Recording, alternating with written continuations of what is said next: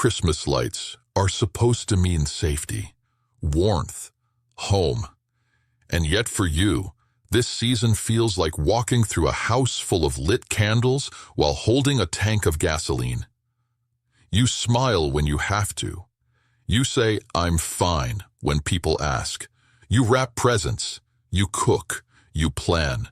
And at the same time, deep inside, there's a shaking part of you that whispers one sentence over and over.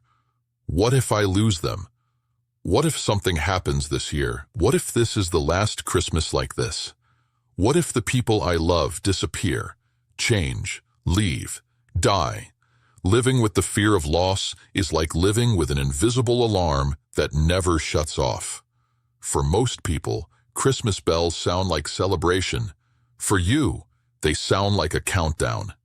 Tonight, I want to sit with that fear, not to push it away, not to silence it, but to understand it, to talk to it, and to decide how you want to live with it differently.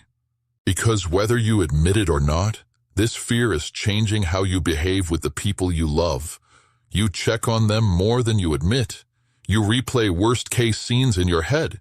You imagine accidents, illnesses, fights, sudden breakups, unexpected deaths. You look at someone laughing at the dinner table, and a part of you quietly thinks, one day that chair will be empty. And then you feel guilty for thinking it. You tell yourself, I should be grateful, I should be happy, and you feel like a terrible person for not just enjoying what you have. But that fear doesn't care about logic. It lives somewhere deeper than logic. It lives where your attachment lives, where your memories sit, where the child you once were still hides under the blanket of what if. Maybe you've already lost someone, a parent, a partner, a friend, a child. Maybe Christmas carries a ghost for you, a face that should be here and isn't. Or maybe you haven't lost anyone yet, but you've lived with enough instability to know that love is not guaranteed. Maybe you grew up in a home where people left or where moods changed without warning. Maybe you learned, very early, that happiness never lasts, and that you must prepare for the moment the floor disappears. So now you live on alert. Psychology has a word for this: hypervigilance. Always scanning, always anticipating, always bracing. The problem is, the mind thinks it is protecting you. It believes that if it rehearses the worst cases in advance, you will hurt less when something bad finally happens. It believes that if you never fully relax, you'll be ready. But here is the cruel truth. Your mind is making you pay the price of loss. Even while you still have the person, you are grieving people who are still alive. You're grieving your partner while they sit next to you on the sofa. You're grieving your parents while they send you messages. You're grieving your children while they sleep safely in their beds. Instead of being fully present with them, you are partially living in a future where they are gone. That is the hidden tragedy of living with the fear of loss. You lose peace now in the name of preparing for a loss that may come later. And the fear can shape your behavior in ways you don't always see. Sometimes, fear of loss makes you cling. You send too many messages. You need constant reassurance. You get angry if they don't answer fast enough. You read silence as rejection, a delay as abandonment, a mood shift as danger. You might try to control them, where they go, who they see, how they behave, what risks they take. You call it care. Underneath, it's panic. If I can control everything around them, maybe I won't lose them. Other times, fear of loss makes you distance yourself. You love deeply, but you hold back. You don't say everything you feel. You don't let yourself fully attach. You love with one foot already out the door. You tell yourself, if I don't lean all the way in, it will hurt less when it ends. You become emotionally half-present, polite, functional, but guarded. And at Christmas, when everything is supposed to be warm and close and connected, this guardedness feels even sharper. You can be around people and still feel lonely, because your fear is sitting between you and them like a glass wall. So what can you do with this? You can't control life. You can't guarantee that you won't lose anyone. You already know that. That's what scares you. The work is not to deny that reality. The work is to change how you live with it. First, you need to name the fear honestly. Not just "I'm anxious" or "I'm stressed," but the full sentence. I am afraid that someone I love will be taken from me, and I feel powerless to stop it. Say it in your own words if you need to, but say it clearly. Because when you name a fear, you stop fighting it blindly in the dark. You put light on it. You make it specific. The mind loves to deal in vague catastrophes. Clarity already reduces some of its power. Next, ask yourself a serious question. What is this fear trying to protect me from?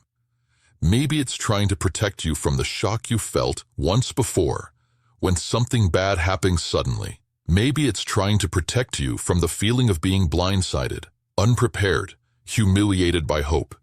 Your fear thinks it is your bodyguard. It doesn't realize it's also your jailer.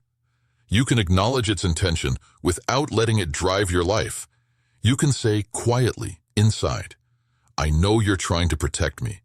I know you're scared of sudden loss. Thank you for wanting to keep me safe. But rehearsing tragedy every day is not safety. It is self-torture. I'm going to choose another way to be with the people I love. That inner conversation may sound strange, but it's powerful. You are shifting from being the fear to talking to the fear. That already gives you a small distance, a small moment of choice. Then comes the hardest part. You need to decide what matters more to you. Trying to reduce future pain by bracing, or increasing present love by being fully here. There is no way to live that doesn't include pain. If you love, you are vulnerable. If you attach, you risk loss. The only way to never risk loss is to never truly love anyone. And that is not protection. That is a slow, silent kind of dying. Imagine, just for a moment, that you are at some point in the future. Imagine that the very loss you fear has already happened. The chair is empty. The voice is gone. The phone will never light up with that name again. If you could speak from that future back to this Christmas, what would you tell yourself? Would you say you did well to worry every day? You rehearsed this pain 1,000 times. Or would you say, why didn't you hold them more? Why didn't you laugh louder? Why didn't you stop rehearsing goodbye and live the hello that was right in front of you? We both know the answer.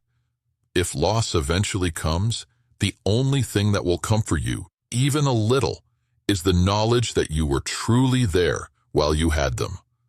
That you loved well.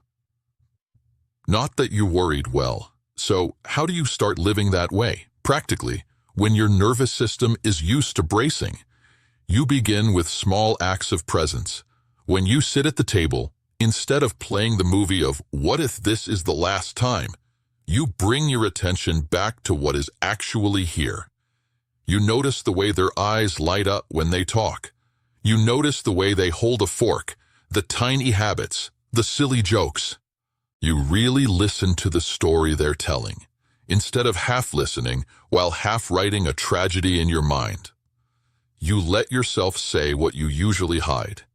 I'm happy you're here. I enjoy this moment with you. I'm grateful I get to be with you tonight. Not in a desperate way, not as a plea, but as a simple truth. You also begin to work on the thoughts that feed the fear. When your mind says, what if they die? You don't argue by pretending death is impossible. You answer with something more balanced. Yes, life is fragile, and right now they are here, alive and with me.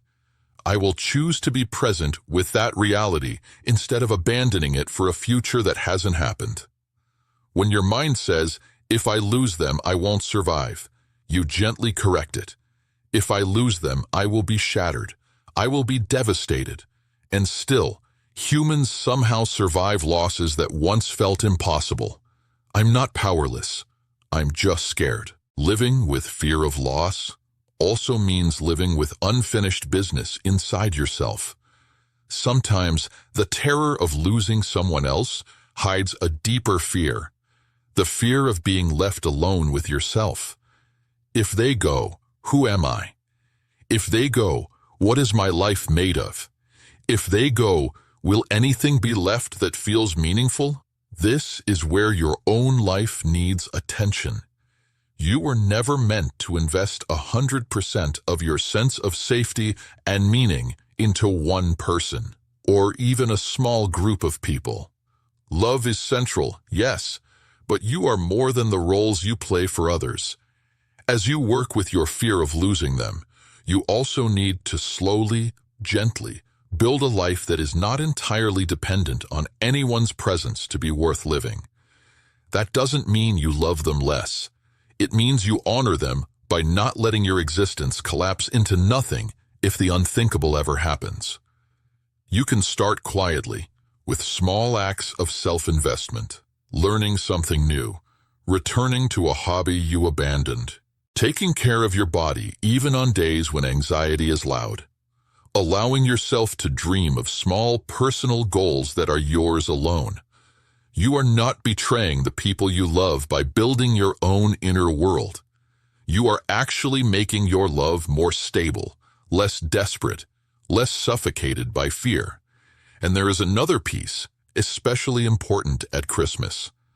This season is full of rituals, decorations, meals, songs, movies, traditions. When you live with fear of loss, rituals can hurt.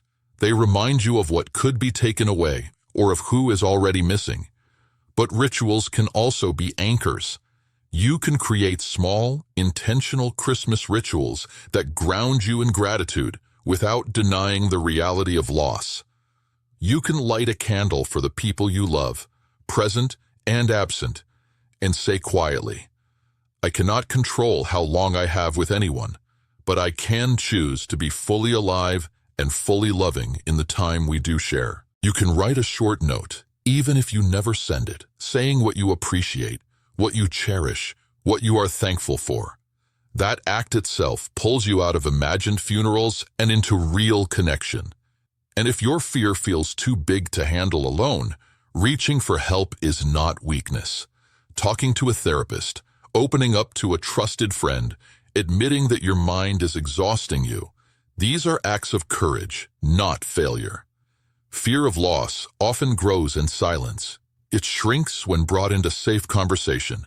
Tonight, as you think about the people you love, remember this. Love was never designed to come with guarantees.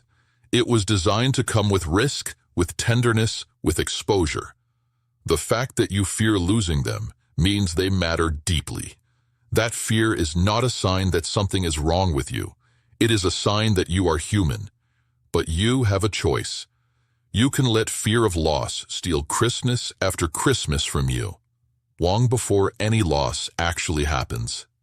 Or you can accept that yes, one day everything will change, and precisely because of that, you will squeeze every drop of presence out of the moments you have now. Look at the lights. Feel the warmth of the room. Listen to the small sounds of the people around you, or the memory of them if you're alone right now. Tell yourself, I refuse to live only in the funeral of my imagination. Tonight, I will live in the reality of my life. I will love fully, knowing that nothing is guaranteed. I will not punish myself with endless rehearsals of loss. I will honor my fear, but I will not let it own me. Living with the fear of loss does not mean you must live in constant sadness. It means you live aware of how precious everything is. And perhaps that is, quietly, the deepest truth of this season. Not that everything is perfect. Not that everything will always be the same. But that for as long as you have these moments, these faces, this heartbeat in your chest, you are invited to be fully here. Not tomorrow, not in some imagined safer future. Now.